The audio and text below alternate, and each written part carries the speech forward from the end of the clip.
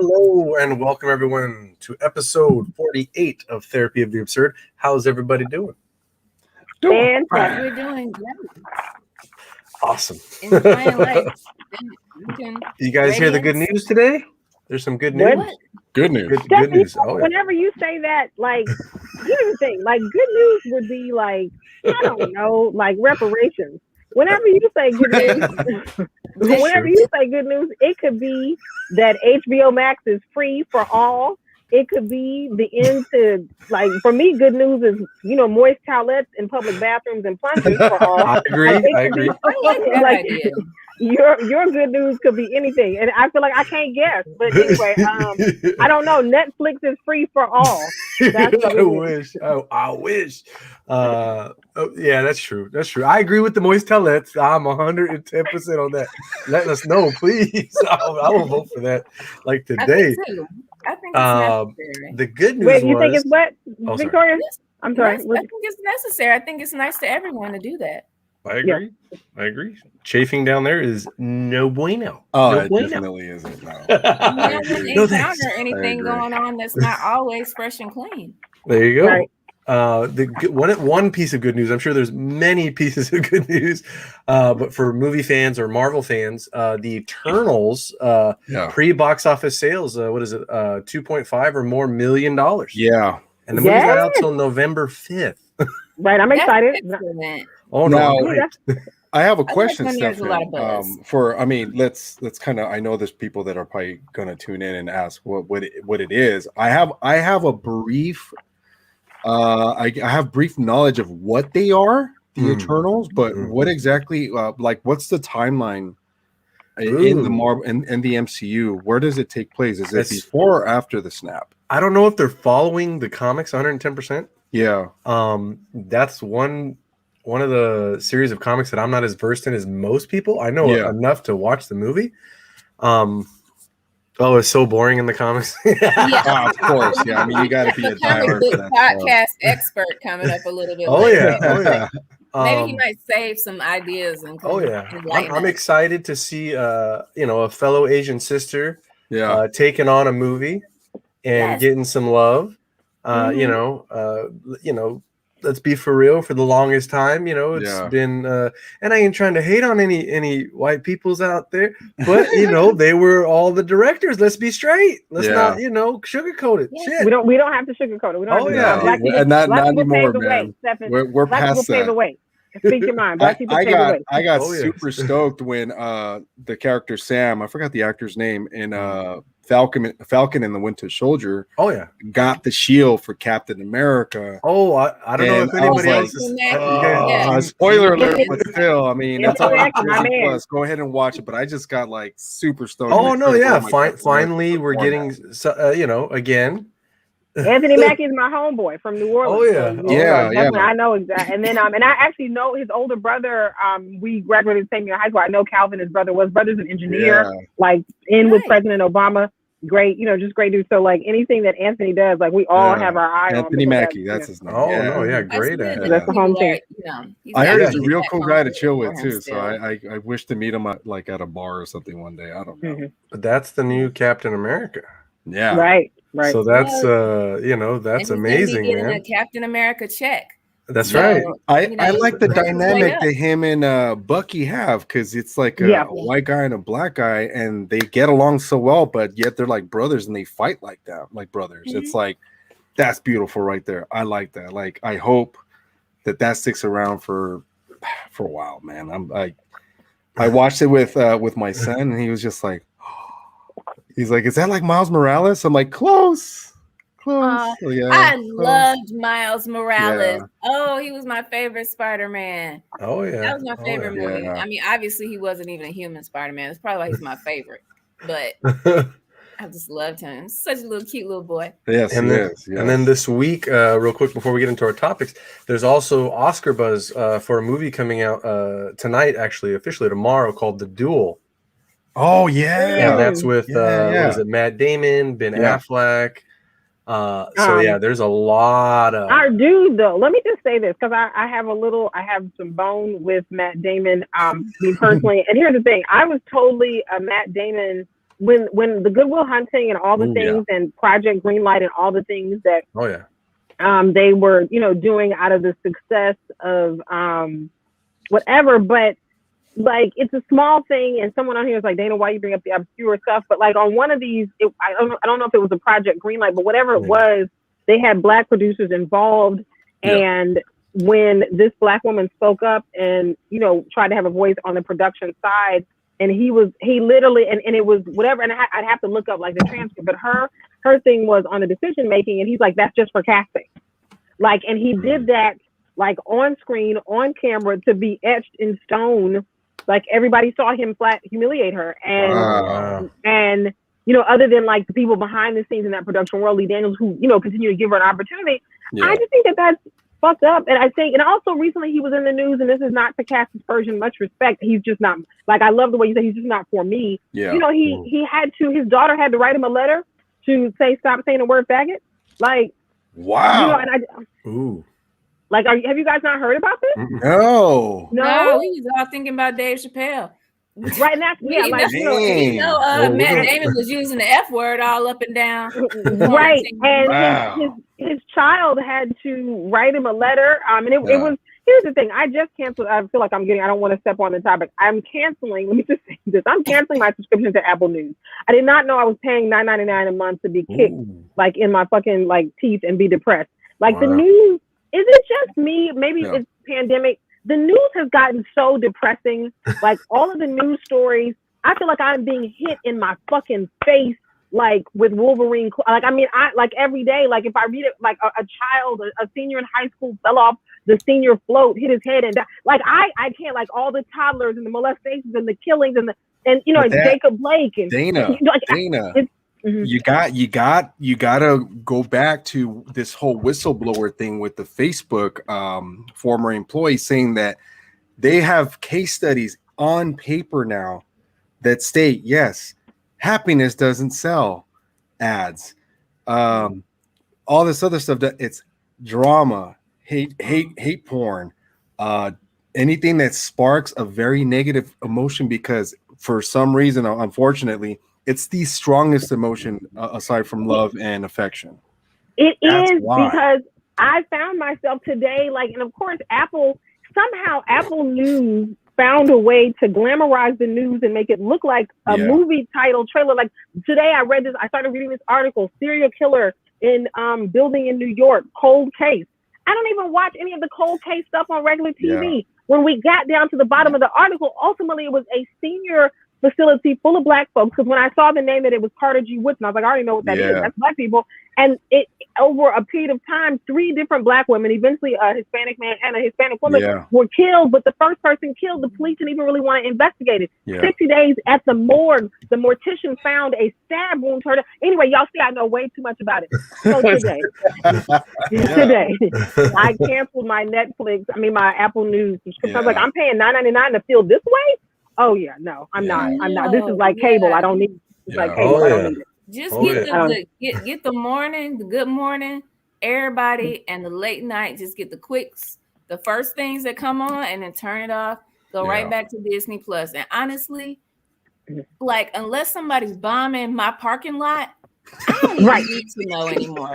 Like with or without me, we are running everything into a ditch. And so at the end of the day, y'all didn't talk to me in the White House about what y'all doing. I don't even need to know. I will see it when we all see the BS. So Disney Plus all the way for me at this point. 100%. And thank you, Ed, because they're right. That's a fact. That's a fact. But on the flip side, I mean, Disney is just booming, and they have lovable content. And whatever formula they have, they got it down right. And but I'm seeing a little bit of edginess that Stefan mentioned in the previous podcast, where they're like, oh, eventually they're gonna have kind of like an adult-ish kind of section in Disney Plus, and I see that happening because I heard the word shit in Falcon and the Winter Soldier, and I was like, that's insane. So, I'm not interested in the new age Disney stuff.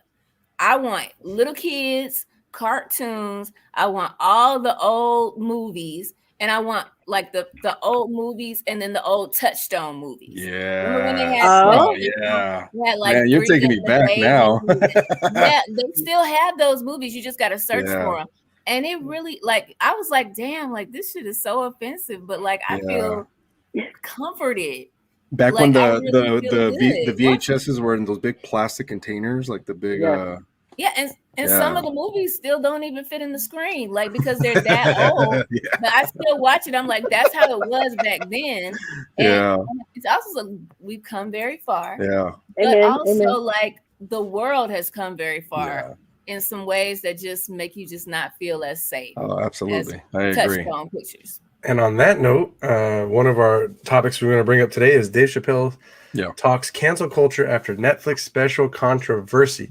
And what we want to throw out there is something that I found out yesterday also is that the head of Netflix has come out to endorse the special. Right. And says he is not taking it down. And I believe there was numbers up somewhere. You can correct me if I'm wrong. It was somewhere between almost 500,000 of subscribers said if they do take it down, they're canceling their subscription to Netflix. Wow.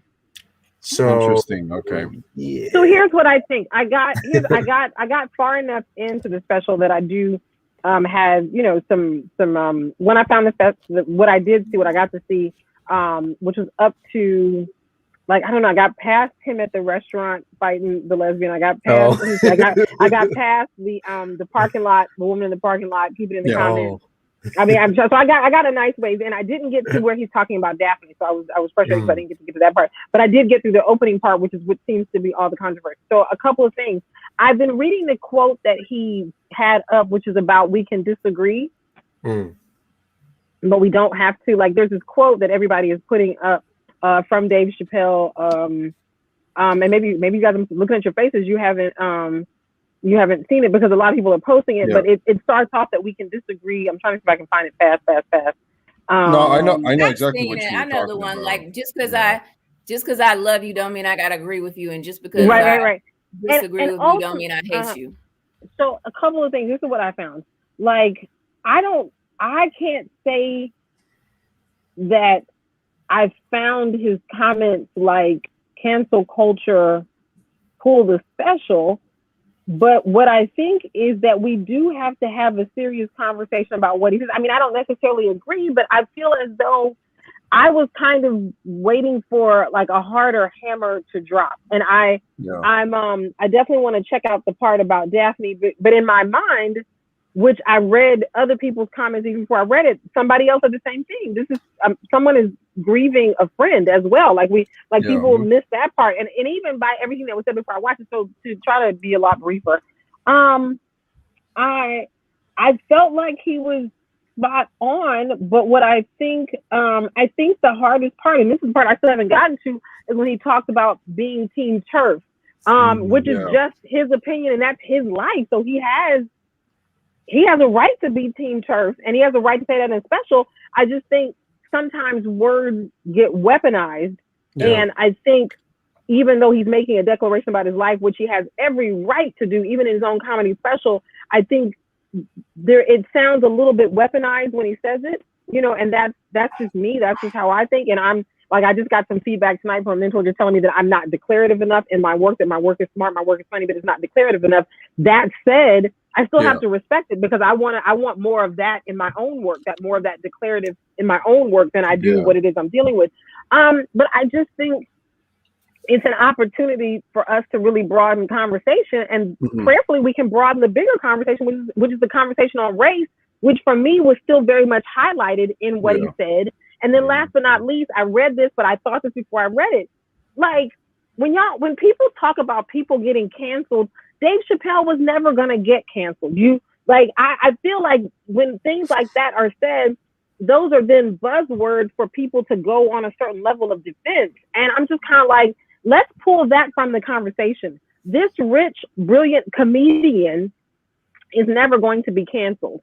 He did not, and there was nothing said that was cancel worthy. There were things that were said of grave concern. There were things that I think we need to really, really talk about, but I don't think I heard anything cancel worthy, but I don't agree with it all. But I just don't think I heard anything cancel worthy, and I just don't think he would have gotten canceled. Like that's just cancel culture to me is a little bit like a shimmerer. Like we're chasing light, we're chasing our tails on, like we're chasing pixie dust. Some of it, yes. Obviously, R. Kelly, I wish we would. I wish we would hold fast to fucking cancel culture. I just read a piece that said that his streaming went up after the conviction. Yeah, that's crazy shit. I wish the fuck that we would, if we were going to cancel, I wish the fuck we would actually cancel some people. But I don't think Dave Chappelle this was ever going to get him canceled. I just didn't hear anything, and I still want to be careful. Yeah. I didn't hear anything for which I would cancel him for. I'll say it like that. I don't want to say it's not cancel worthy because somebody else's heart is broken. Somebody somewhere is hurt.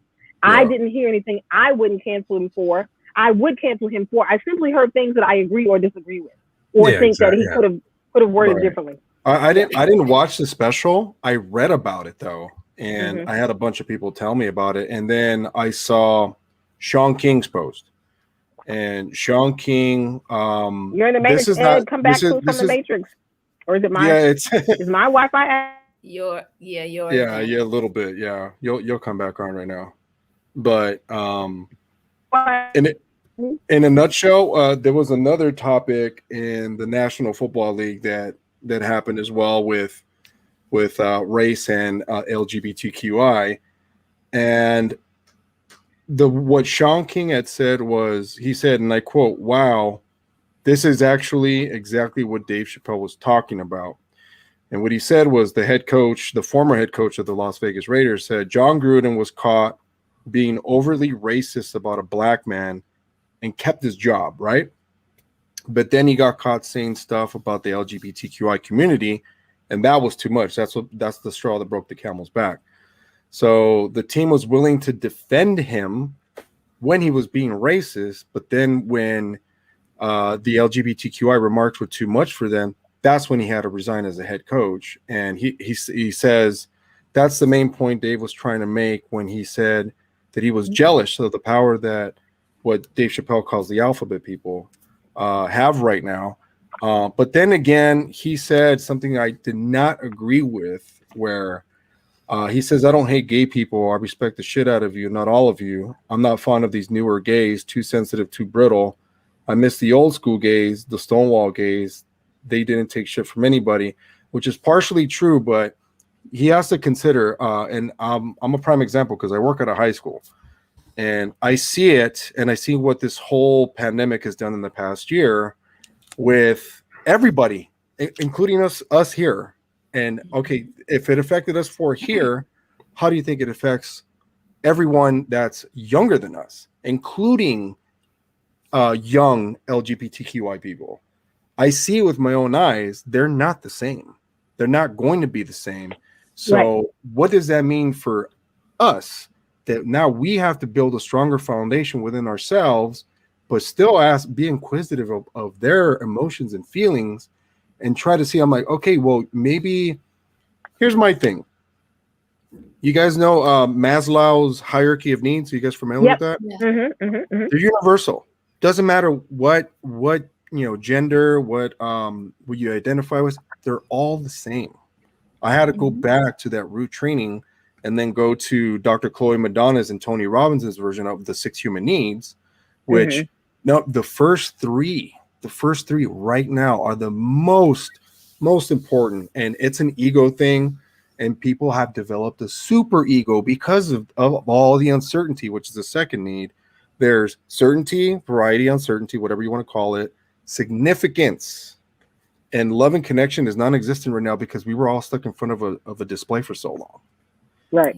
And they can't grow, and they can't contribute beyond themselves and their own community because the first 3 needs haven't been filled. They're filled with the roof over their heads is not going to hold up, so they live on a shuffle button right now. They don't know what's going to happen, when it's going to happen, why. Mask, no mask, vaccine, no vaccine, all this shit, right? Does that make them feel special? That makes them feel worthless right now. Not just LGBTQI folks, everybody, especially them, because they've had a pretty horrible struggle I'm not gonna sugarcoat it. But so have minorities, and minorities, don't even get me started on that. That's even worse. That's why the crime rate's so high. That's why theft is through the roof. That's why I'm having 2 GTAs back to back here in my neighborhood. It's horrible. So for him to say that he hates the newer gays, that's a him problem. He doesn't speak for me for sure. I know exactly what this new generation is all about. I can totally relate to him because I'm a 90s kid. I'm a 90s teenager, and I remember all that shit going on in the 90s. I was part of the LA riots, like right there, and I thought I was gonna die as a kid because I was smack dead in the middle, right there in Central and Vernon, and I had to take an RTD bus to get to Boyle Heights to get the fuck out of there, and I'm pretty sure they were firing bullets at us at the bus, and we did not get hit, but we were in the back of the bus like this. That's like, wow. Yeah, and I can relate. Like, hey, but for them, it's been a pandemic. It's been monetary. It's been is mom going to get the stimulus check? This type of thing, and then that's just the teenagers. I mean, then the young adults, they're quitting jobs left and right, and they're ghosting interviews like crazy. Nobody wants to work. I don't know if you guys know this, but there's like a humongous labor force like shortage right now. People are I've heard about it. I heard and then nobody wants to work because and this is especially in the LGBTQI community. Nobody wants to work. I didn't know that. Nobody wants to work. West Hollywood is help wanted everywhere. Look at online, look at Indeed. There's a plethora of openings because nobody wants to work. Everything is so up in the air because they're like, oh, why do I need to get a job if they're probably going to shut down anyway? That's the mentality now. And it sucks. Yeah, I agree. And I'm going to be really brief because one, I haven't watched the special. 2, I have no intention of watching the special. I've enjoyed Dave Chappelle's career up to the point that I stopped enjoying it, and it was prior to this. And so, for me, I do have a transgender god sister, and I'm very empathetic to her experience. And I do know that people that don't walk in other people's shoes don't really understand how their words can be offensive, and also how if they don't have a genuine desire to learn and they just want to spew out what they know, it can be hurtful.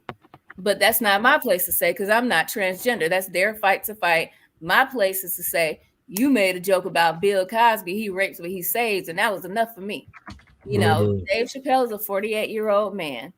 He comes from a generation that was using the F word like it was just like white people was using the N word in slavery. Exactly. He's very insensitive to a lot of things, and he's very set in his ways. In some ways, pretty misogynistic too. And so at the end of the day, just like Michael Epps is not my style, Chappelle is not my style anymore. He's a great comedian. Not for me. You said what is not your style? Like Mike Epps it's never been my style. He's like a dirty, raunchy, oh, is that pussy dirty? Like I'm not paying $1 to see that. I thought you could have paid me to watch it. It's not for me. It doesn't mean that he's a bad person. That's for him to go. But, obviously, if I was sitting across the table from him and he was saying things like what he said about Bill Cosby, like what he said about child molestation, you should be proud it was Michael Jackson, Yeah. I might have some things to say to him on a personal level, but I don't know him. So I just ain't watching anymore. I'm not giving him no energy, no attention, and I'm just moving right along. There's plenty of other comedians. The best way I can describe his comedy is he's the 2 Live Crew of comedy. Who's this? Dave Chappelle. His style. Dave Chappelle? He's the 2 Live Crew, like the music style, but his comedy style is kind of like in tandem. You think Dave Chappelle is a 2 Live Crew? He's like the 2 Live Crew of stand-up comedy to me. It was either him. It's either him. He's the 2 Live Crew of comedy, or it was God rest his soul. His name was Garfield back in the day in Def Comedy Jam. A huge black dude. Like big, he was overweight, but he was just dirty. He was dirty. He's getting off with a controversy. He knows it's gonna happen. He's enjoying it. Like this is a part of his process now. And that's fine with me. It don't got nothing else to do with me. If the transgender and LGBT people need support, I'm right here for y'all. But I can't say good, bad, or indifferent because I'm not watching it. Yeah. I would say read about it. I wouldn't watch it. Just even if you fancy it a little bit, just pick and choose what you want to read. It's all there. So I watched like it. you said, don't give energy to it. Yeah. I watched it twice. You watched it twice? Yeah, I watched it twice. Yeah. I'm a huge Live Crew though? Like, okay. I don't know about that Two Live Crew. I mean, that's my opinion. I think it's Two Live Crew and Dave Chappelle. He's not that same bill. I shamefully partied to it in college. Like, I mean, because I was in college. You were coming of age in 90s. I was on my way out of college, like in 93. I graduated. Two Live Crew for me was forbidden to listen to, but I did it anyway. So, but that's why I see. What happened? No, I was just saying that I watched it twice. I thoroughly enjoyed it. Is there stuff in there that some people are going to find offensive? Of course. But, in defense of comedy itself, I don't think I could live in a world where we limit what someone can say just based upon the fact that I don't agree with it or I'm too sensitive to what they have to say. And that might sound insensitive, and I'll apologize to everybody for that. But I want to live in a world where we are able to do comedy, and hopefully people are intellectual enough, conscious enough to, word it in a certain way so people understand. Hopefully they understand. They're not telling people to go kill people. They're not telling people to go do bad things. I mean, because I watched the special, and it didn't make me hate anybody. I went in, I had a good time, I laughed, and, there was a joke in there maybe I didn't care for, but you know what? He has every right in the world to tell the joke, whether or not it's good or bad. Well, Well, but here's the thing, Stephen. I know we're bringing Georgie up because I think George is going to be powerful in this discussion. The one thing never does make someone kill somebody. It's the things along the continuum that contribute to an existing perception that people, to me, and I say this with love and respect to Dave Chappelle. My prayers to meet him and take selfies with him and the whole nine. So much respect. But I think that I feel like the point that so many artists miss, hip hop artists had this whole thing bad in the 90s where, people shouldn't be dependent on us because, we're not here to raise your children. But the word that we didn't have in the 90s that we now have because of social media is that you still have a platform. Yeah. And you are, and to me, you are foolish to think that you don't have a platform and no one is listening to you, and you are therefore in zero ways accountable for your contribution to a broader perception. You are not the alpha or the omega. You're not the beginning or the end, but you're contributing to. So you have a choice with your art as to whether how you word it, which you said I think is very powerful, is going to do that or not. And here's the thing: you're going to have to stand behind it, whatever you do. If you say I don't care, stand behind that. But I also love about Dave Chappelle that he's willing to have a conversation, he's willing to say other things. I don't know if you guys have seen the Meek Mill tour bus controversy. Oh yeah, I seen that in Philly.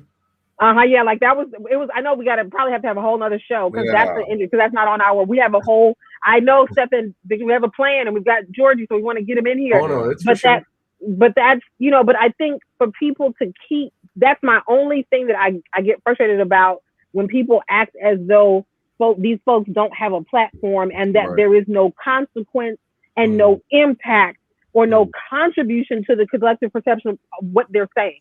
Yeah, and I think that's raggedy to me. I feel you. I for me, one of the things that and that it's one of those touchy things. Like I love growing up, I was always told you can't listen to Howard Stern, this, that, or whatever, right? And then I don't know, maybe it's just I'm too old school, I'm too new school, I don't know what the hell it would be. No, you just have a pure heart. You don't understand what it is to be a hateful person. But yeah, that's true too. We've been around that's very powerful. And I know some very poor, very disappointed, very Bible thumping, hateful people. Yeah. Oh yeah. All they want is a reason to direct their hate at people that are different, especially people that are against the Bible. And so anybody that they look up to that gives them justification for what they're saying, it just makes them it amps up. It amps up. Yeah. And then if it's a mob and it's a group, it's kind of like, January 6th, he didn't say go in there and go break down and go in everybody's office and act a damn fool. He said we should take our country back. Mm-hmm. but the word we. Capital, you know, and he didn't even go. And he's like, I didn't tell them to do nothing. I was just saying where they stole the election. And then they turned around and did that on their own. And it's like, not everybody's intelligent. Not everybody is kind like you are. And you're very kind, Stefan. You don't have a place for hate in your heart. But there are so many people that do. They just want to take it out on somebody. Yeah. Perfect example, Stefan, is when they announced the Super Bowl halftime show at SoFi with Dr. Dre, Snoop Dogg, Mary J. Blige, Kendrick Lamar. You should have seen the Twitter timelines. It was like the MAGA wearing with the glasses, like, I won't be watching. Oh my Lord. I'm just like, well, to get the blackest halftime show. I was like, I guess they got over that meal and stuff. But you know, my whole thing is this too. I just want to protect everybody's freedom of speech. Yeah. And and I'm not see it's a very thin line with that stuff too, though, right? Because we want to be compassionate to others, but at the same time we want to be able to say what we got to say. But one thing I will say is this: if you don't like something, please don't participate in it. Don't give it money. Don't watch it. Tune out. Because if you are watching it and you are paying to watch it, then you're contributing to something. But complaining about it, you're only furthering its success. Yeah. So, but I will say this, and then we can move on and we'll get our amazing guest on here, is I really, really, really want to say this, is that, we have to be very careful, whether it be movies or music or comedy because, how do you really, really censor something 100% and then it's still I don't know, that's like trying to you're straining the water off the noodles, right? You're making this spaghetti, but guess what, the water is still on the noodles. You ain't gonna get all the water off.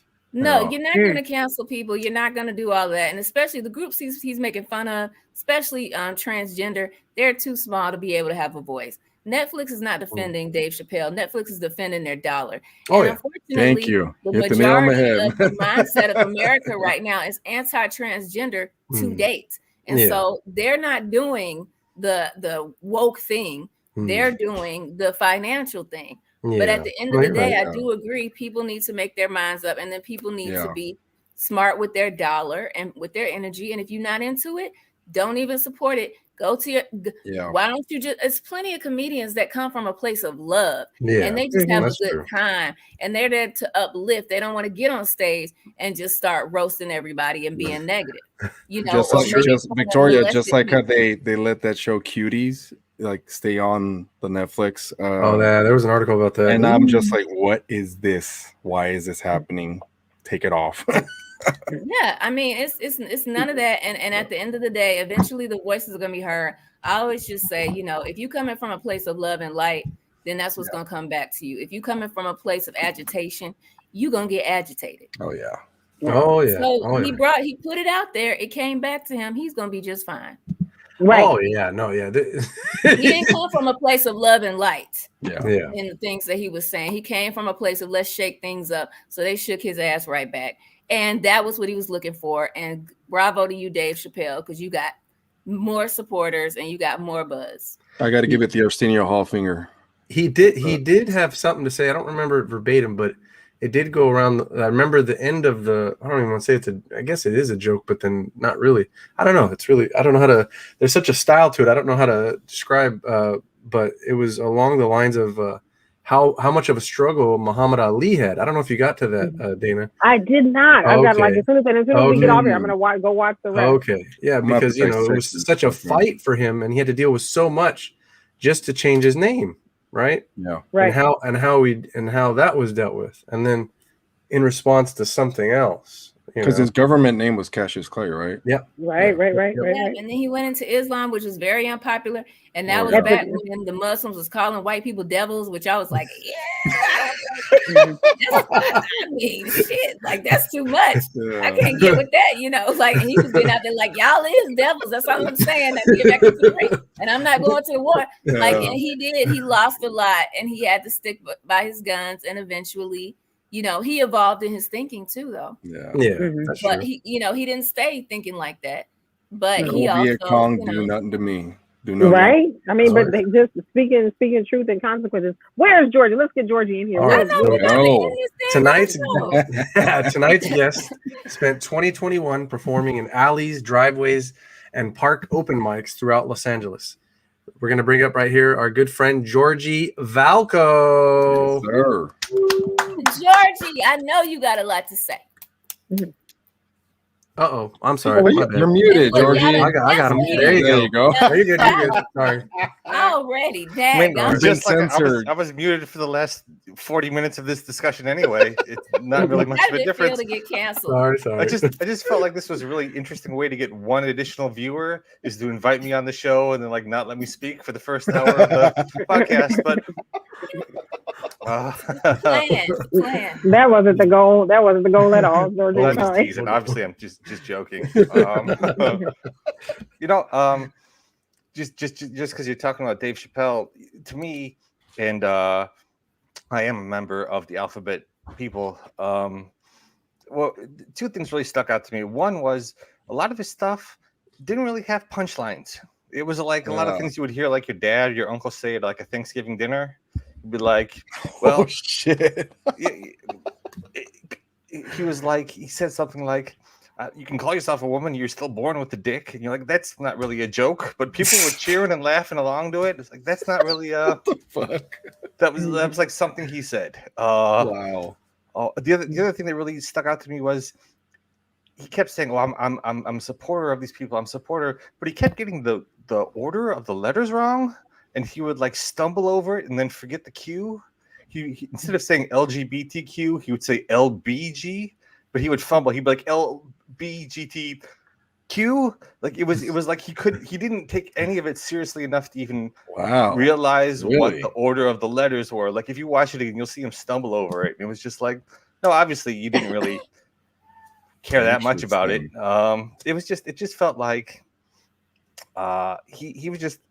The other thing was he kept saying, I'm going all the way this time. Like he was going to, as Victoria was saying, just cause a ruckus because, you know, this was his final special at Netflix. He got his money. He was going to go out, you know, at a ball of glory, fire and glory here. And that's what he did.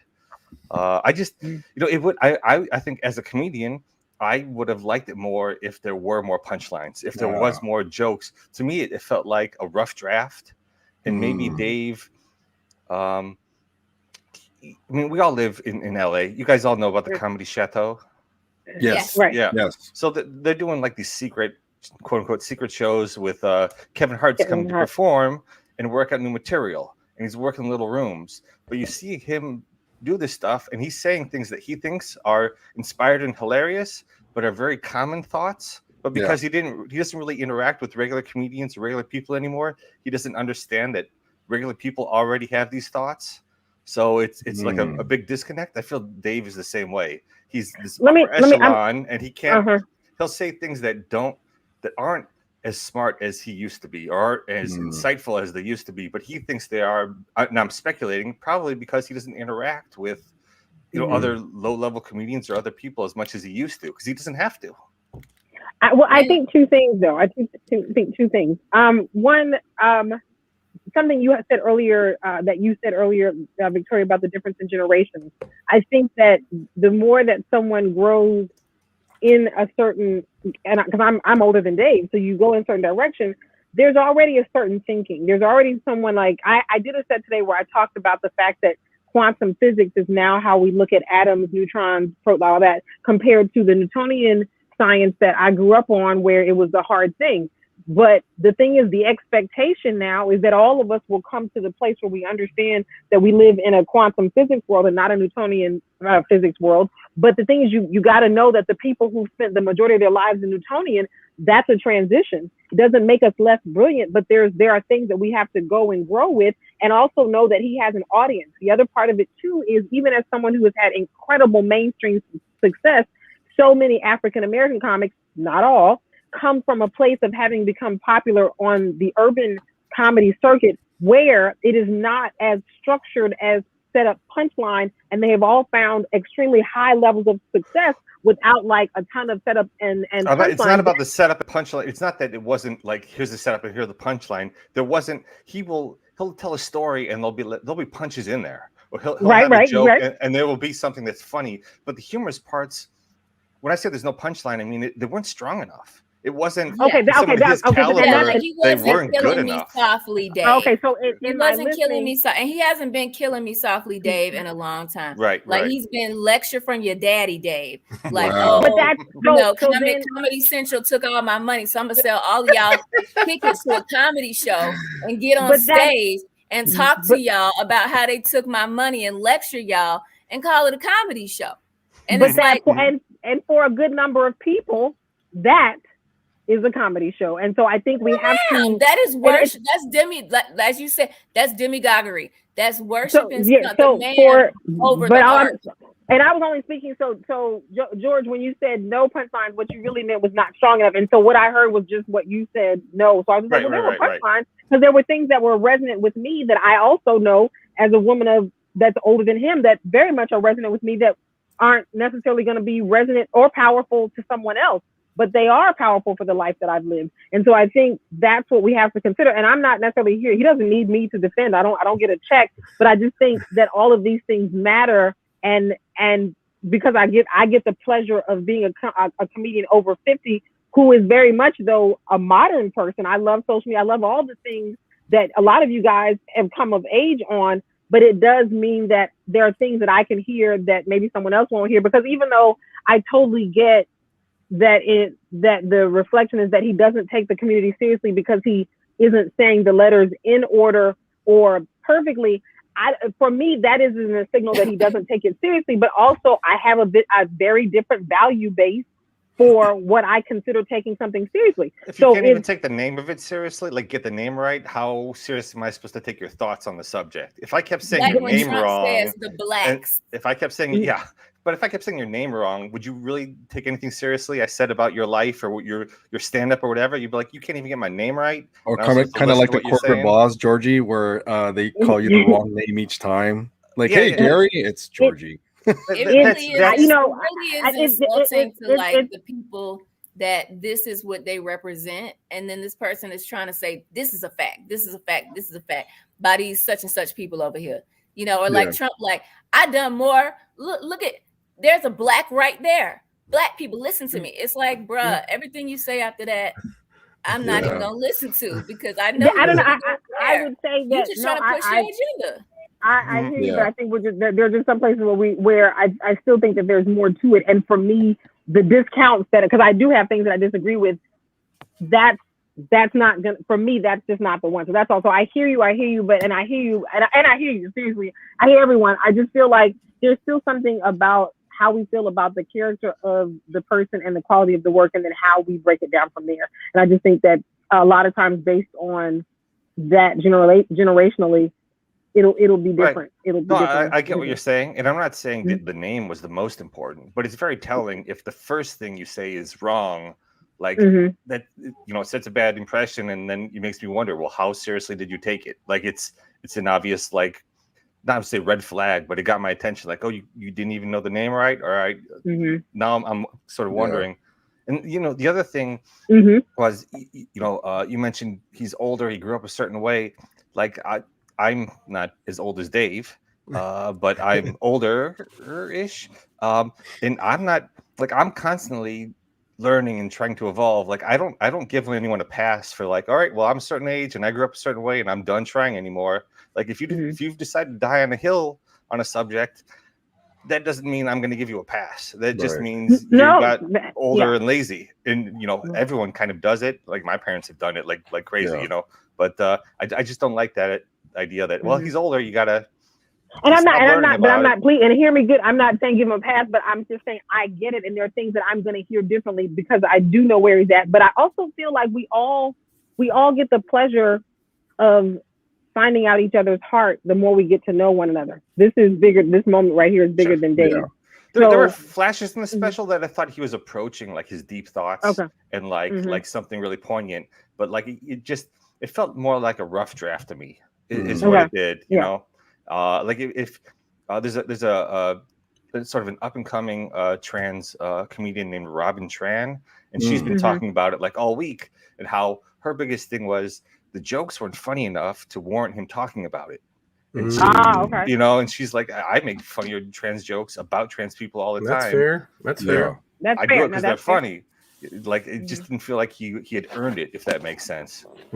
Georgie, I have a question. What do you think about that comment? He said that he's not fond of the newer gays, that he likes the old school gays, the Stonewall gays. Like, it just sounds like he wants gay people who don't want to talk back to him. Don't want to get him, right. Like, I want gay people who will shut up when I say something.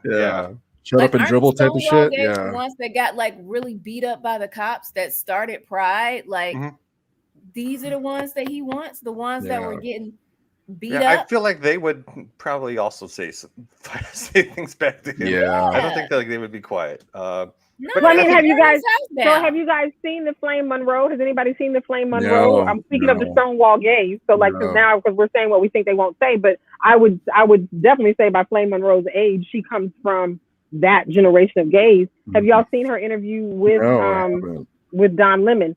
Hold on, you guys, my phone is ringing. Have you seen it? She wasn't a fan. She's kind of like in the group with RuPaul and like that group that's like, you can't offend us. We're just here to give you love, no matter how you treat us. She's like the Dr. Martin Luther King of the group. But there's other Malcolm X's of the group that are like, no, shut the fuck up. You don't have a place to say it, and I don't like it, and you don't get to tell me that I have to like it.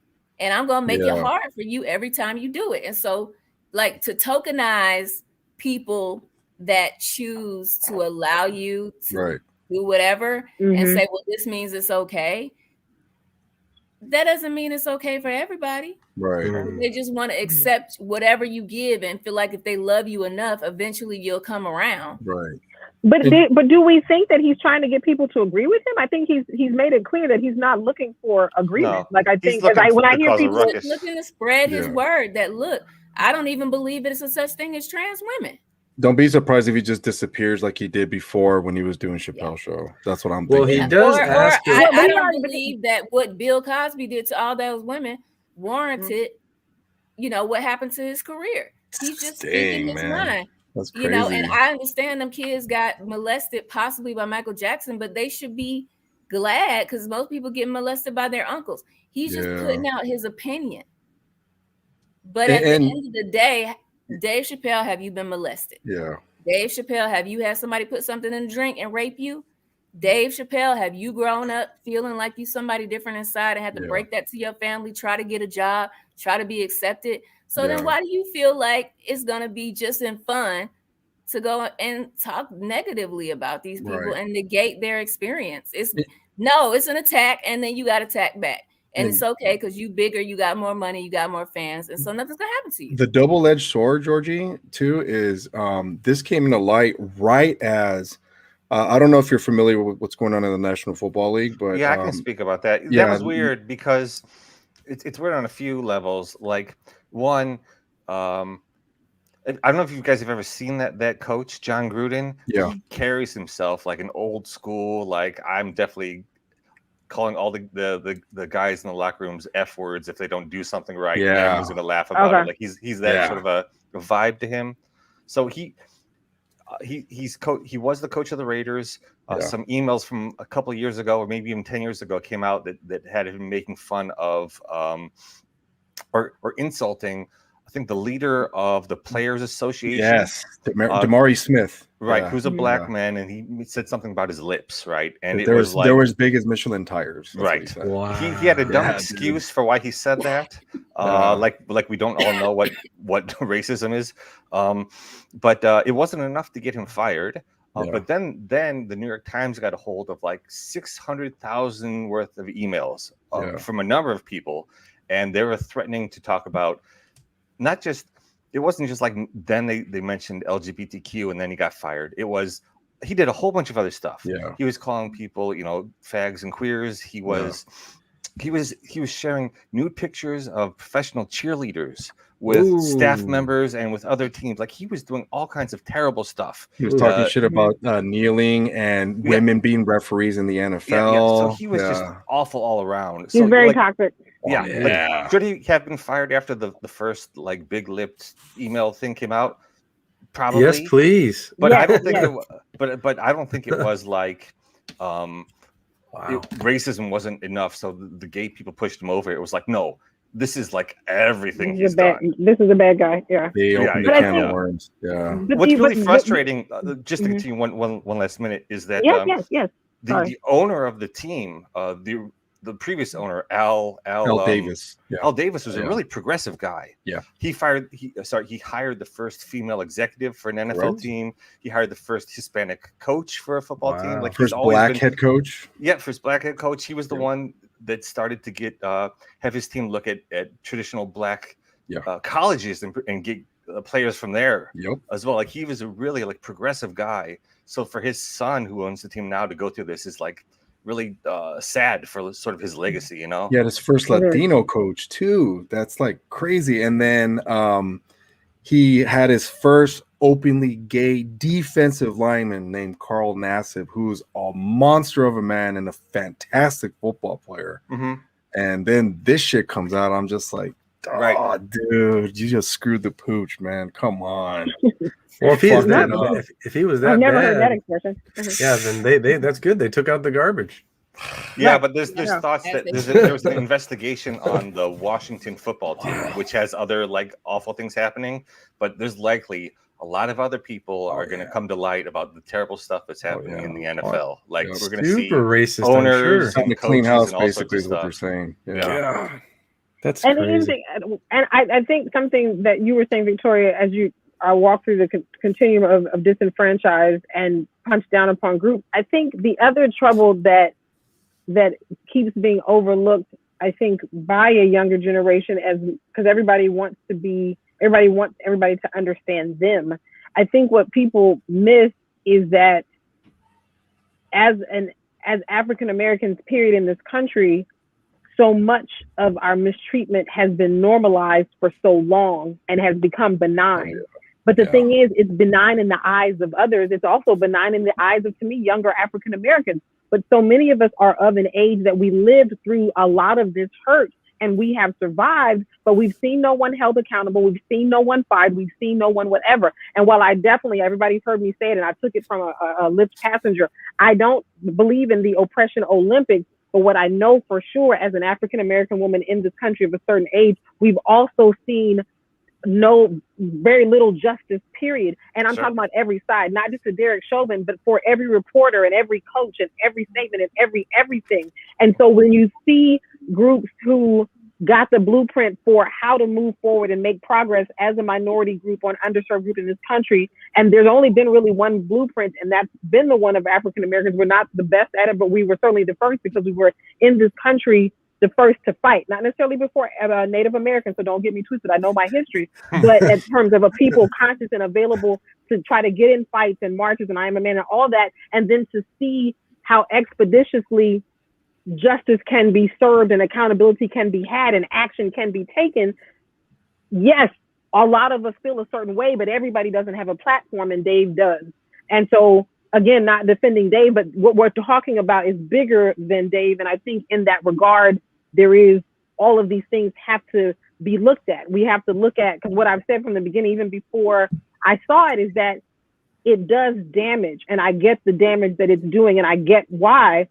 But you're also talking to people who have had to live through the damage, and had to overcome the damage, and see no recourse, except for, well, you made it, you survived, you've got Oprah. Right. Dana, that brings up an interesting question. Like, and I'm sorry if this what I'm going to say sounds naive or but is someone, Dave Chappelle is African American. He's obviously experienced a lot of, troubles growing up, right? Yeah.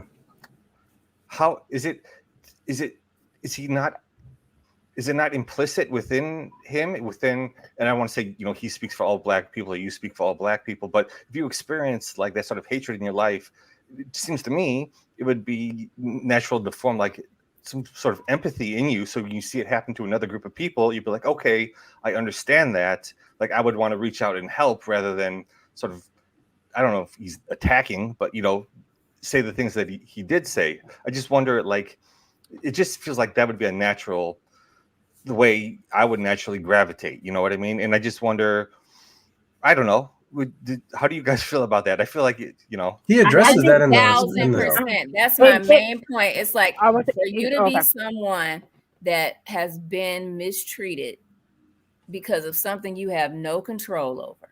Yeah. And then you are also being indoctrinated by the same group of people that's going through this, that this other group of people that also include people that look just like you also do not deserve compassion or humanity or humanhood, or just knowing that, like, I don't need to understand your situation.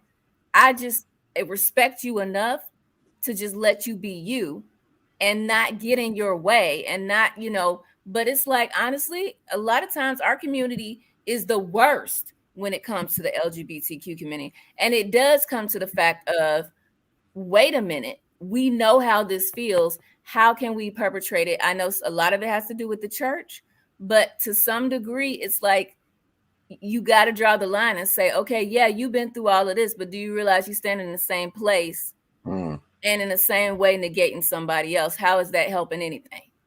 There's so much more complex than that. No, I hear you, Victoria, but it's way more complex than that, because one, you have to allow people to believe and think what they think biologically. I just talked a minute ago about the difference between a Newtonian world and a quantum physics world. So until people have even come to understand the levels of humanity implicit in someone who's trans, which we didn't have to, and it wasn't believed until it was.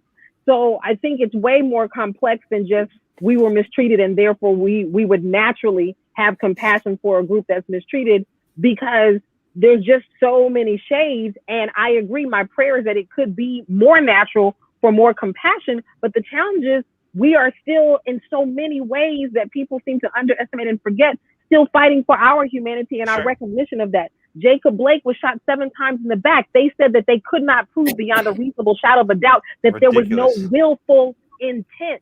So it's not just the ridiculousness of the lack of charge, but it's the fact that an officer shooting him, that's what he thought was okay based on who he was shooting. Because we've seen too often that everyone is not treated that way. Shot 7 times in the back, that's first.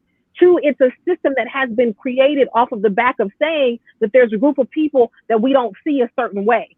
So while I agree and I get that the prayer is that it can be way more natural for a disenfranchised group to be naturally compassionate to another, the other challenge is that when you've been kicked so much, I took it, I survived, I'll help you some, but I was on my own, and no one intends to say it that way, but everybody's out here just trying to survive. And so what we're asking people to do is to wake up higher and further and be more compassionate, but from a position from which compassion is still not given in these very, very modern times, in this very, very new millennium, when I would have thought as a child we'd be further along on this whole thing. Do you know what I'm saying? So it's true, and you're right, but I think it's more complex and layered. And I just think it's going to take Dondre Whitfield, an actor, I can't think of his most famous role, but like he's, as someone who is an actor very respected in the Black community and doing mainstream things, and also currently an influence on Instagram, he's bringing people to the table. What he says, which is where you and Victoria are, he says, okay, we've all had these problems, but it's time for us to, what we know now is we've got to talk to each other more. So he's opening a conversation. So within the African-American community, whether you're talking about the hetero community or those who are LGBTQIA+, I hope I got it right, community, because I try to get it right. There are people who are trying, but it's just pockets. And I think what we are all thinking will be, like I thought as a child, a faster rate of compassion and progression. It's just not as fast as any of us thought, nor is it as automatic as any of us thought. Yeah. It's true, and I agree, and I do agree that everybody has to focus on their own stuff. All I'm saying is, if you know who the enemy is, focus all that energy on the enemy. There's no reason to focus that energy on another group that's not Friendly doing fire. anything to you. Yeah. And not trying to hurt you in any way, and you see they getting beat up. Like, don't join in. We have Georgie, I do want to ask you this as someone who's a member of the community.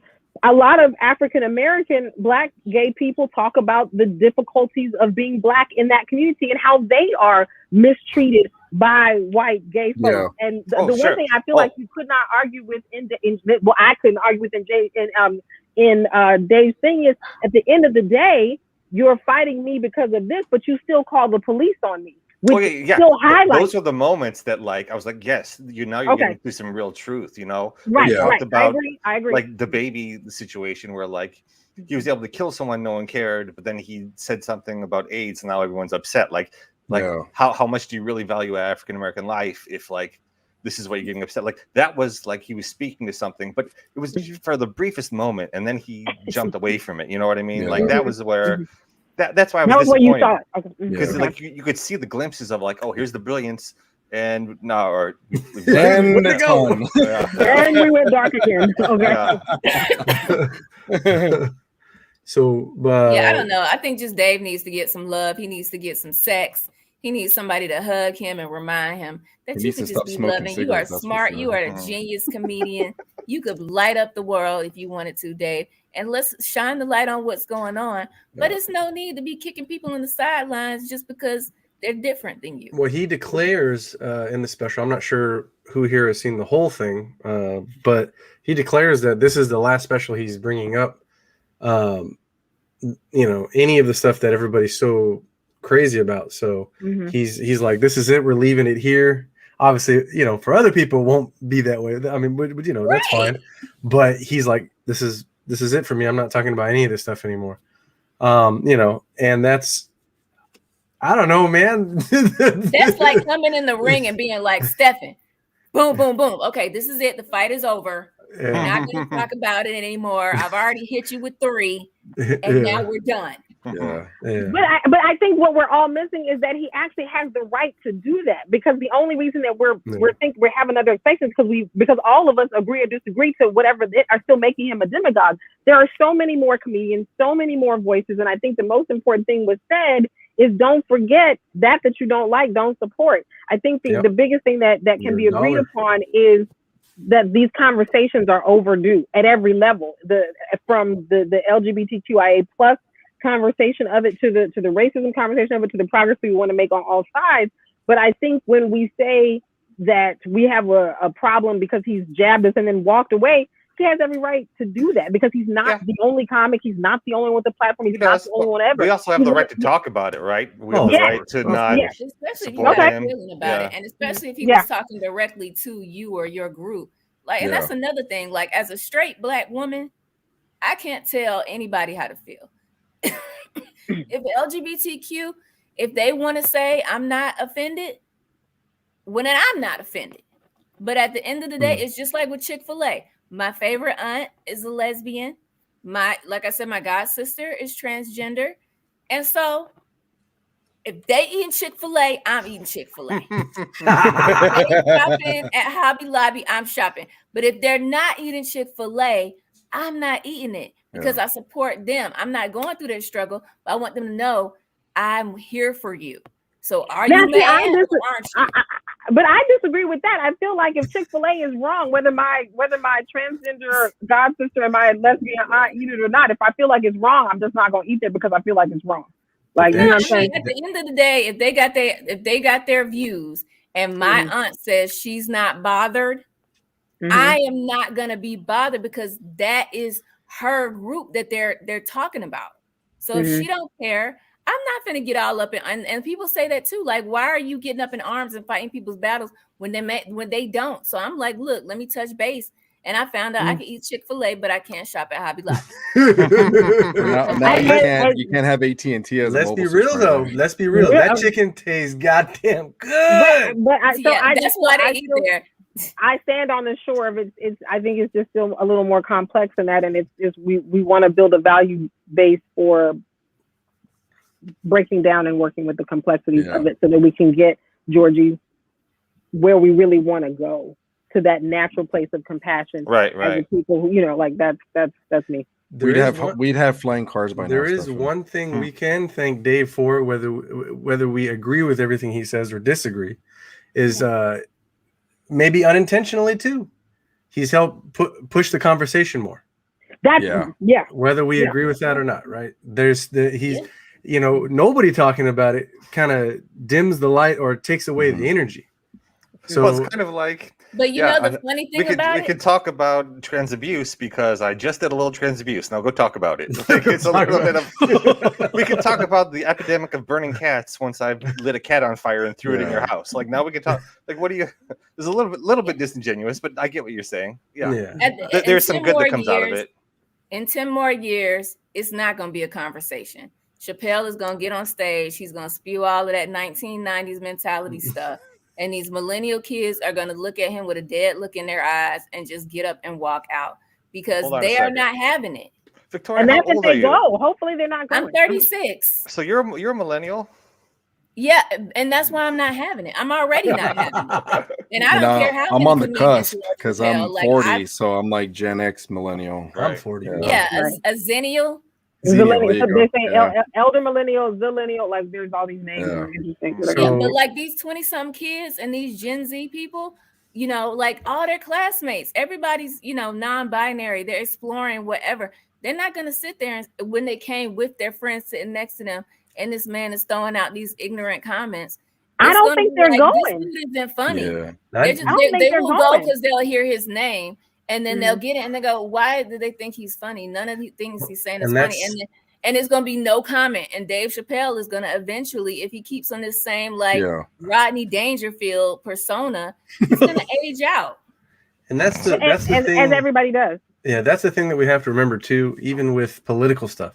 Speak with your dollar, right? Because when those dollars add up, that's when change is going to happen. Because we can say stuff till we're blue in the face, but until people stop going and stop paying, stuff doesn't change, So if you don't like what he's doing, then don't watch it, but two, don't support anything that helps fund it.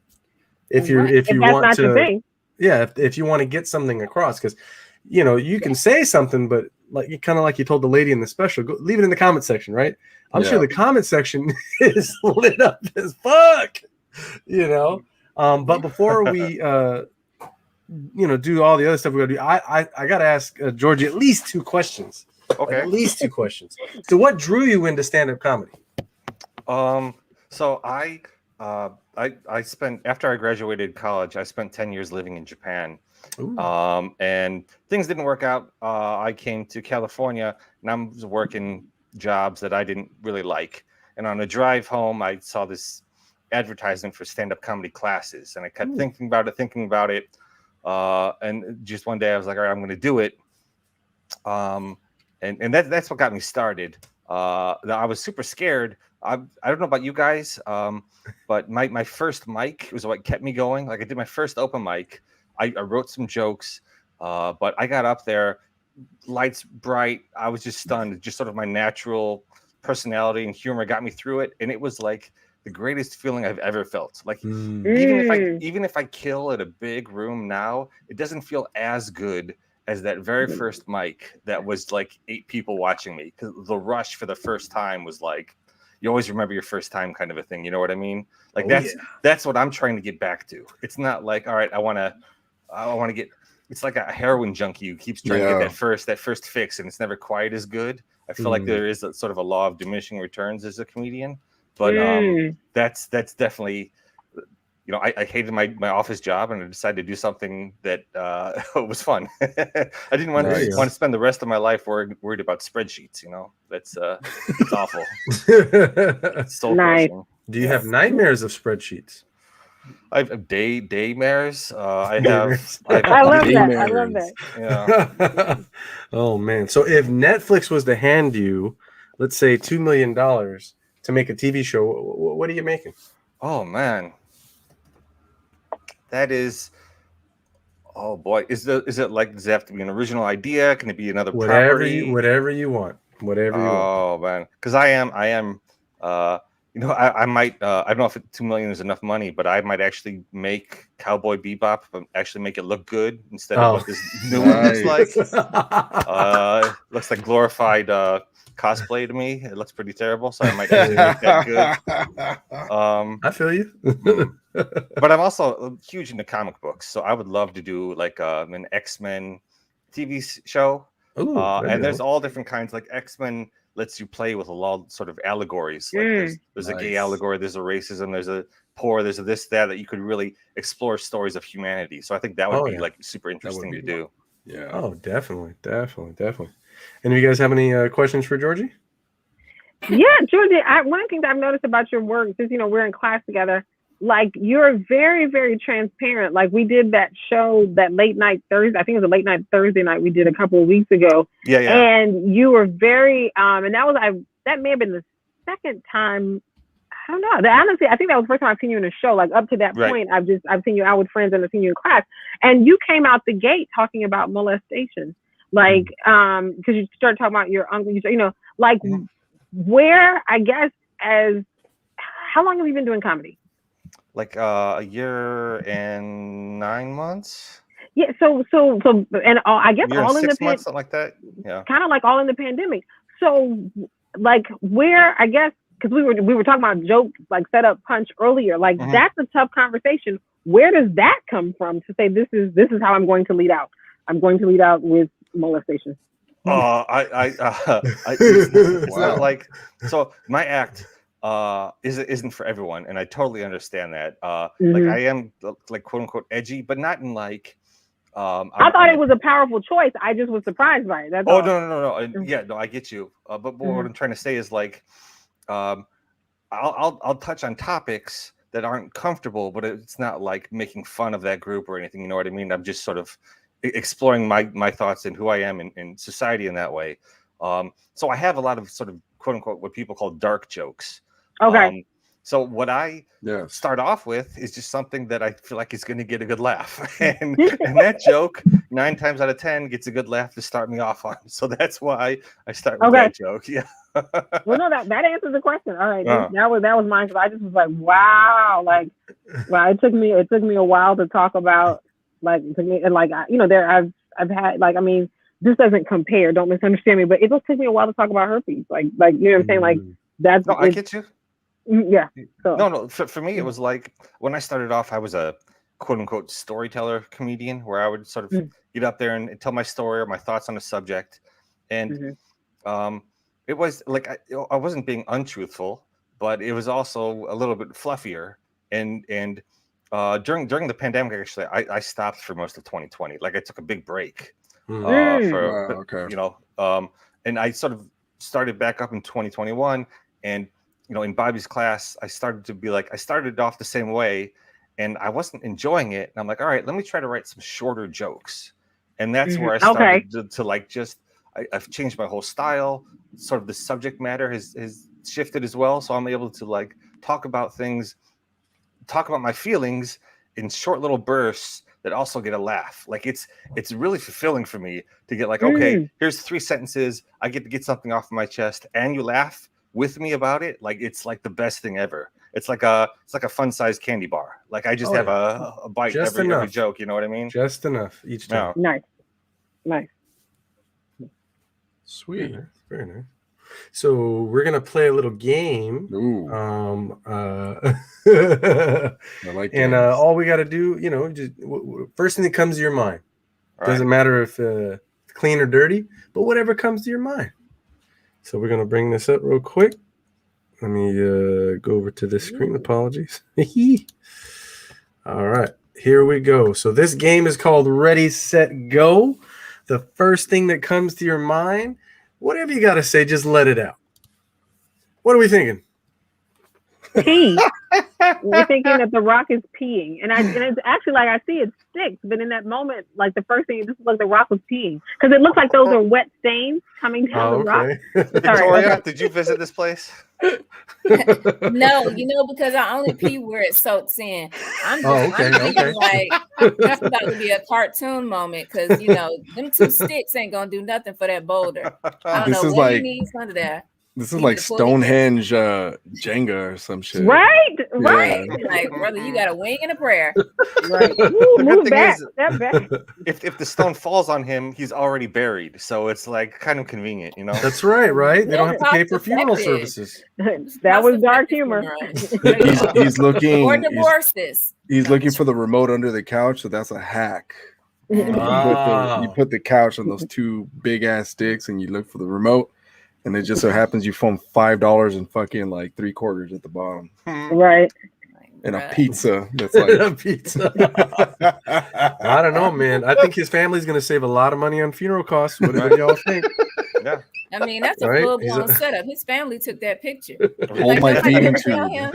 Hey, Dad. If you zoom in, you see like a little string attached to the wood that they're ready to pull, and just we gonna get that insurance money. Right. All right, Daddy, get that. I dropped my lucky penny in there. Go get it. Oh man. So Lynn's son just said Georgie is an excellent joke writer. Shit. Oh wait, sorry. We'll talk about it later. Okay. This is a whole mess. Dumb shit. What? This is a whole mess. Man. First of all, them daggone swimming trunks gotta go. Come on, people. Isn't that funny? He thinks his slippers are gonna stop that from sinking in the water. I mean, I saw that. I just was stuck on the swimming trunks. What the fuck is happening? I'm sorry. My thing is they're probably in Utah where the beer is so watered down to like 2.5 ABV that they still get drunk enough to do stupid shit like this. First of all, why are you in a blow up? Literally, you blew that up with your mouth pool and you put a table in there, and now you're trying to cook a fajita in the middle of it. You can't even swim. You just standing up. Look at this. Is Darwinism, man. This is Darwinism. Is that a power strip on his house shoe? And then like what is that? No. Okay. For the fajita, the griddle. They got a griddle on the table. Oh, is that what that is? Yeah. Why they stand up in this waist high water from this blow up pool? That's bananas. I just think I think white people foolishness. That's what I think. That's white people. Now we be rigging stuff up like this too. The drink might be different. The most shocking thing to me is that they're still more tan than I am. Shit. I have only one question. What do you think is going to cook first, them or the quesadillas? I just want to know. I think them. Were they in front of the YMCA or some shit? That's the Last Supper. Oh yeah. my God. All right. So what do we think about this ladder etiquette here? Hold my beer. I got this. This feels like single life. Like I got to fix this. I got no roommates. I got no wife. I got no kids to help me. How do I jerry rig this and get my chores done? Oh my goodness. You look at that. He's got the ladder partially on the power box. He's got it on the bricks. I mean, like, is Death behind him, like, just rubbing his hands? Like, Death is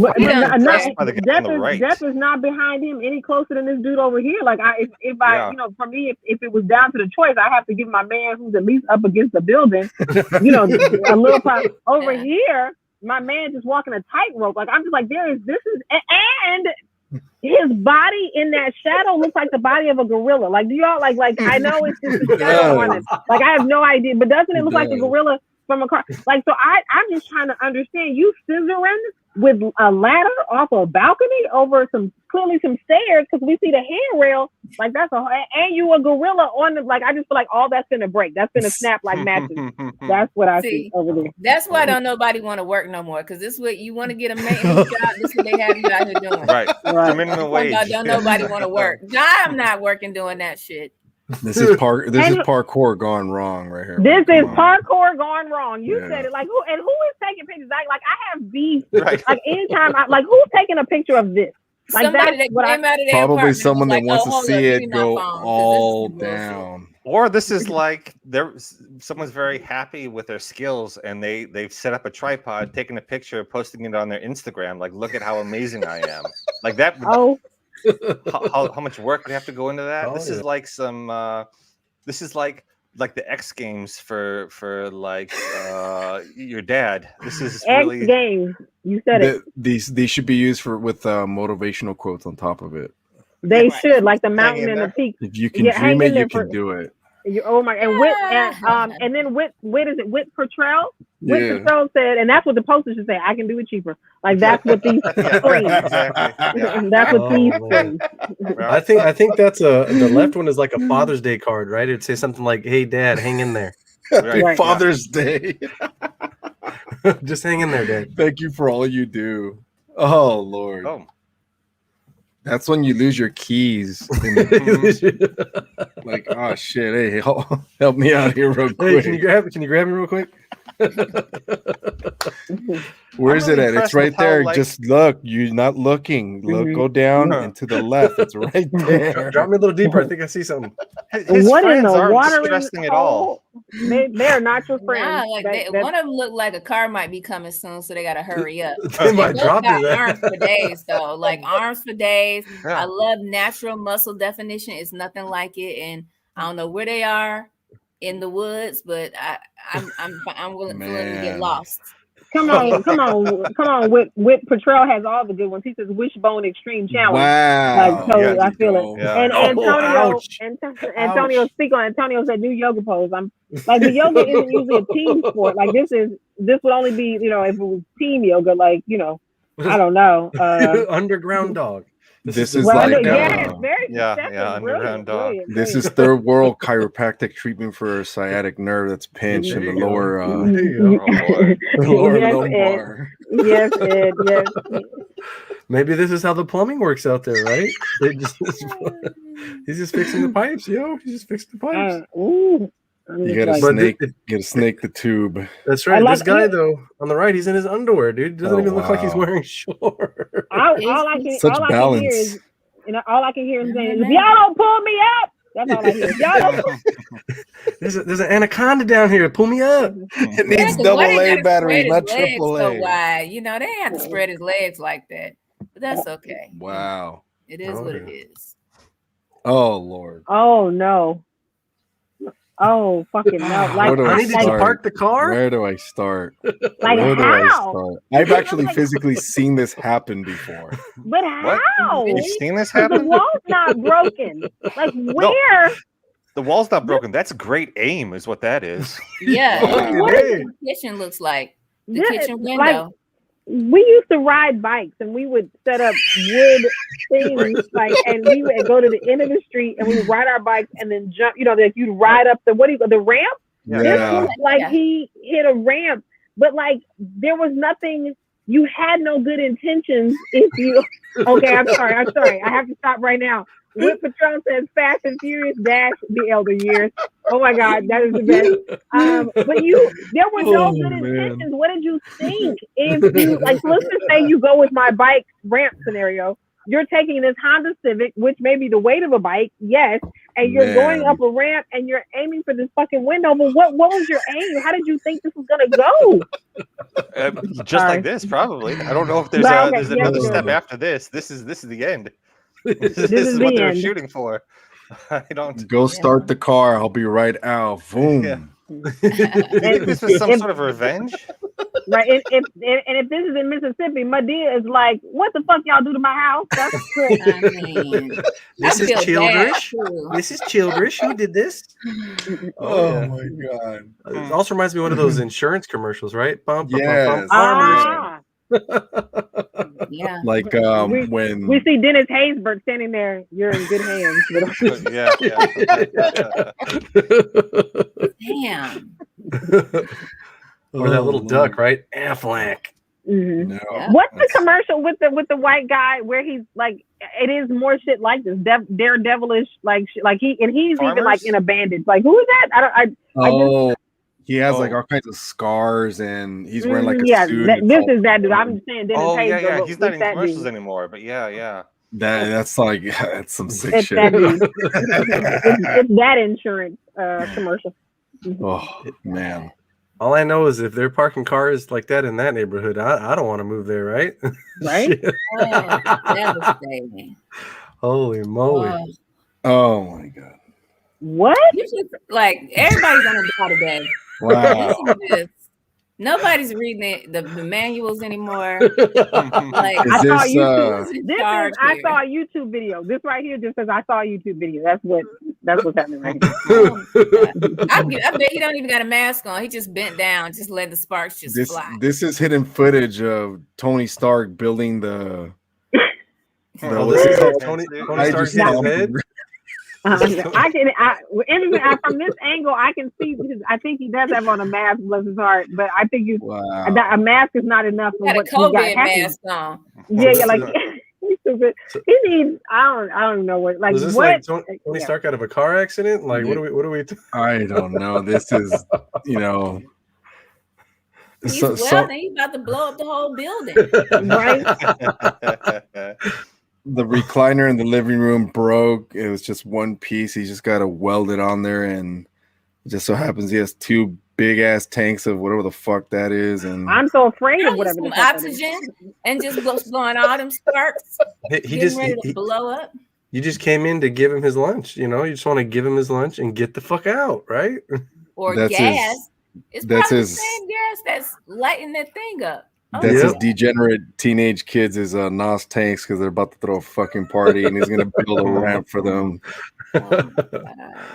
Oh man, what the fuck is that? Well, I'll tell you what. That everyone has pictures of these. I just love they had the forethought to be like, we should capture this. Don't tell him anything, but yeah, take a photo. I mean, that's why you don't take equipment from work and bring it home and try to use it because there you go. Yeah. But pretty soon, he's gonna be on fire, right? He's gonna be on fire. Explosion. Everybody gonna be on fire. Oh man. Oh yeah. You can see that. Oh my god. What? So it's photoshopped. That's photoshopped, right? Oh no, there's probably just really wealthy people who unfortunately own things that they definitely should probably not own. And this is the last time Mike Tyson had a pool party at his old estate and invited Brittany Murphy, and that's really her cause of death. Fuck, man, look at that shit. Oh my god!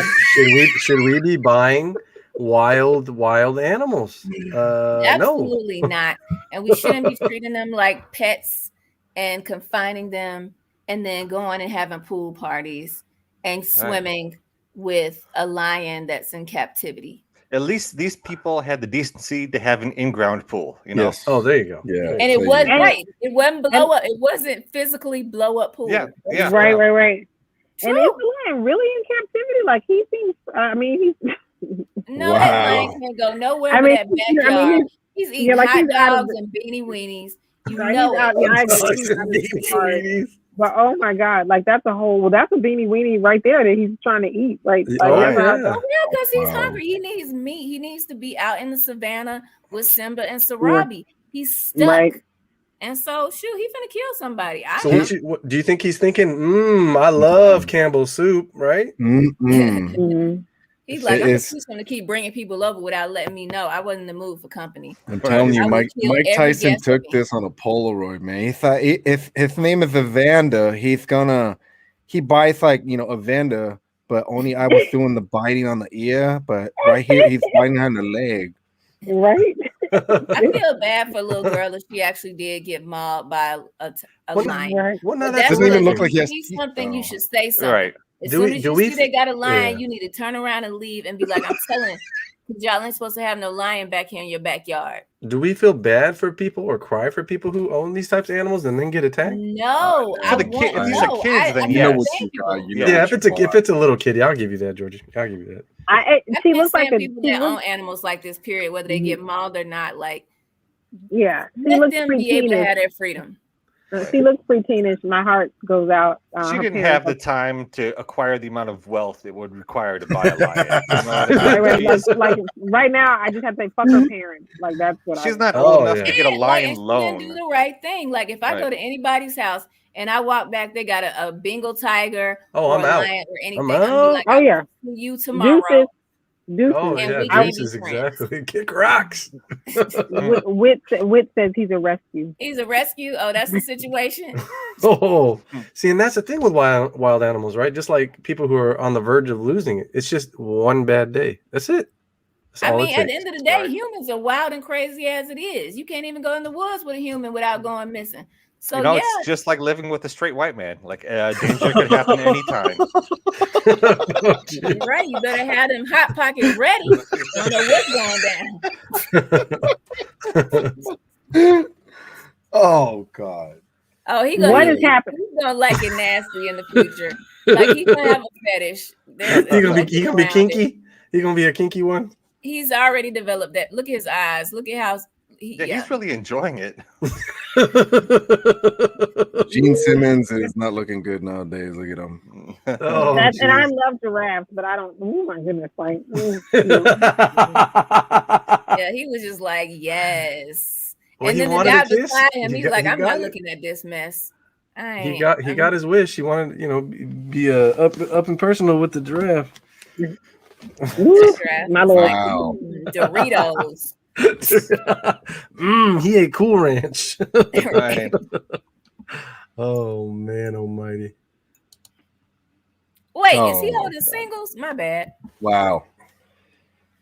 Crazy ass white people. Do not go on the first date with. If you see that picture, it's no reason. Swipe left. That's right. Swipe left. I would just say congratulations to you and your abs. Exactly. Yeah, nice abs. Don't die. Yeah, congratulations. That's a bit much. That's a bit much. That's extreme. Oh yeah, everything about him is gonna be extreme. He definitely arches his eyebrows.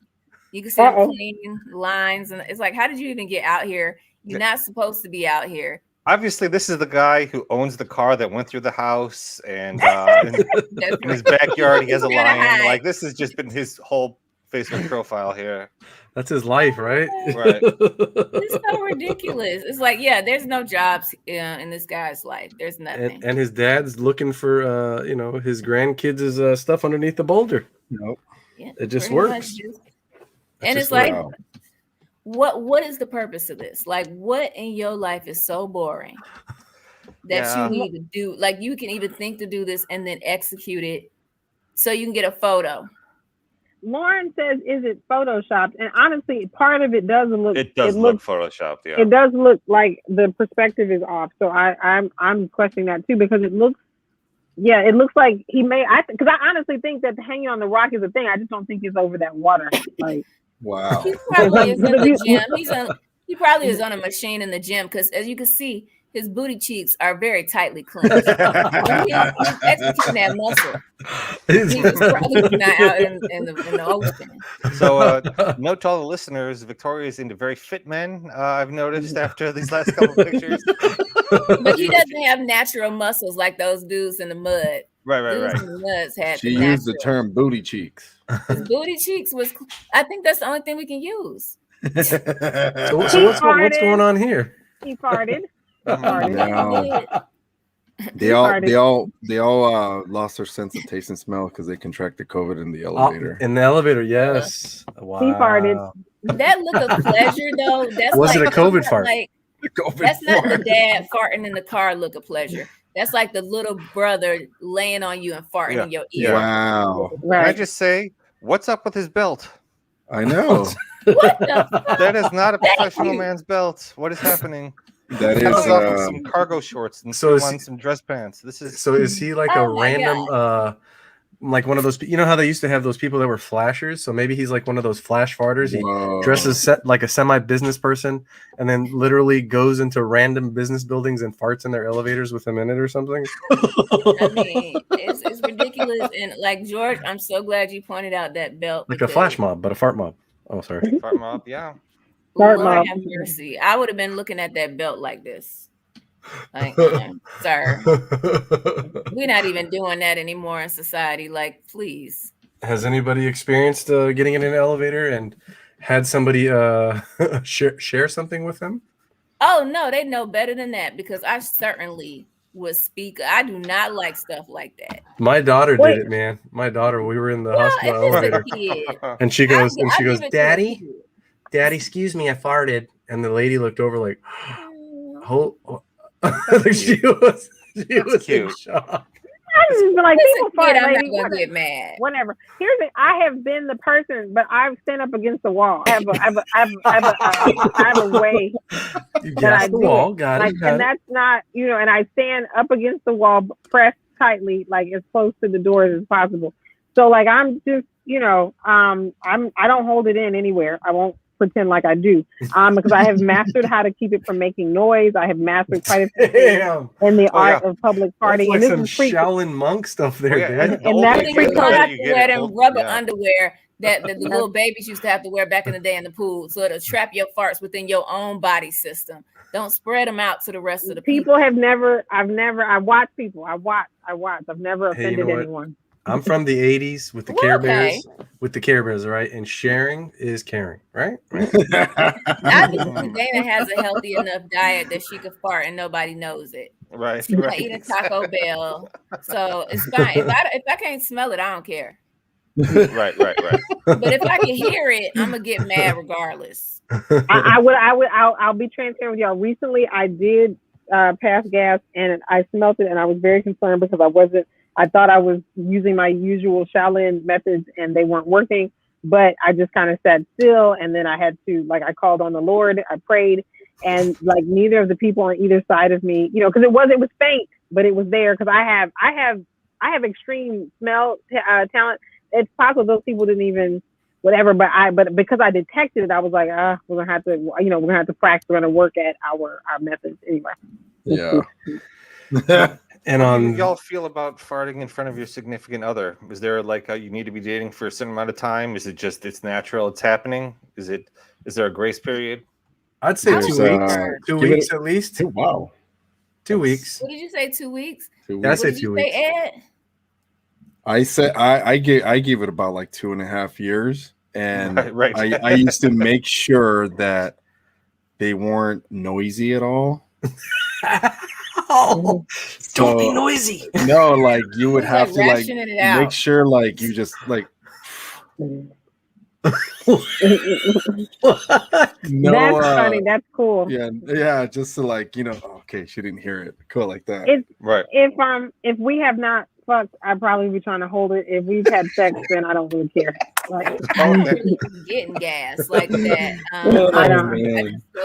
Now, mind you, I'm solo, so maybe these are all things that are worth revisiting. But that's my stand on that. I don't get gas. And so if I'm not farting, I don't want nobody else doing it. I said 2 weeks is fair, right? Huh? If they stuck around 2 weeks, and you happen to be, okay, maybe you're not at a restaurant, but maybe you're back at your place chilling, watching a movie, you stretch, and it just happens. I mean, how do you tell the shit to stay in? No, you just stop eating stuff that makes you fart, or take some Beano or whatever you gotta do. It's no reason why I need to smell your intestine air. At the end of the day, it's why don't you just take me in the bathroom with you and you can take a dump too, and then we can all just know each other. Just be like my mama, just keep the door wide open. So you want a man who doesn't fart. Or if he does fart, just wait and fart when you go take a dump. And if you change your diet. What are you gonna say, Georgie? No, Victoria just wants a guy with those tight booty cheeks so he can hold it in. Booty She'll cheeks. never know. There you go. Booty cheeks. He's so angry. Fart into your cheek. Take it into your heart chakra. Squeeze it up into the heart chakra, and then just give me a hug. Don't fart on me. Before we go, please tell us where else we can find you. Do you have any shows coming up, or tell us about where everyone can catch your podcast? Georgie? So I host a sort of monthly podcast. It's called Excalibros, Bros. It's a comic book podcast. It's me and my friend Dan, who's in England, and we cover these older X-Men sort of B-tier books. One of the books is called Excalibur, and we're two friends who talk about it, so that's how the name Excalibros. Oh, okay. So we cover these old comic books. It's very niche, so unless you're really into that stuff, you don't really need to listen to us. We did talk a little bit about the Marvel shows, nice. But so that was fun. So we have that if you're really interested. Otherwise, I'm on a show this Saturday at the Comedy Chateau. It's called Fuck It. It's the third one. Right. Run by Lin Sun and Golden East, and so that's gonna be fun. And then next Wednesday, I'll be at the Federal Bar in North Hollywood at the Rebels of Comedy. Nice. So you can check me there. Obviously, you've got my my Instagram and Twitter handle is up there. They're both Jokey Georgie. So if you want to see me post some jokes or just be dumb online, that's where you can find me. For sure. Very nice. Very nice. Anybody else have any shows coming up or anything you want to throw up or promote? Saturday, Black Women in Comedy Festival is a theater. Dang it, just follow me on socials, please. And I did the what do you call that? The seats are limited, but October 24th, because we won't see the audience before then. Next Sunday, 5:00 p.m. Blame It on the Boogie, which is my burgeoning brand, presents the big show. I have a comedy show, Flappers, October 24th, Sunday at 5 p.m., like an hour after class. Georgie, like, nice. I'll be leaving class and heading straight to Flappers. Right. And we're doing something very special. We're going to have a great lineup of comics, Katie Schindelheim, Brandon Wellington. Right now, why can't I think of anybody right now? Malika Jules is on the festival with me. Gosh, we just got some commitments, but we have an improv team. We're doing some sci-fi improv on the show. And and it's going to be we're going to be doing improv. We're going to have a seasoned improv team on every show. But October 24th, 5 p.m. Sunday at Flappers. Come on out, y'all. Next Sunday.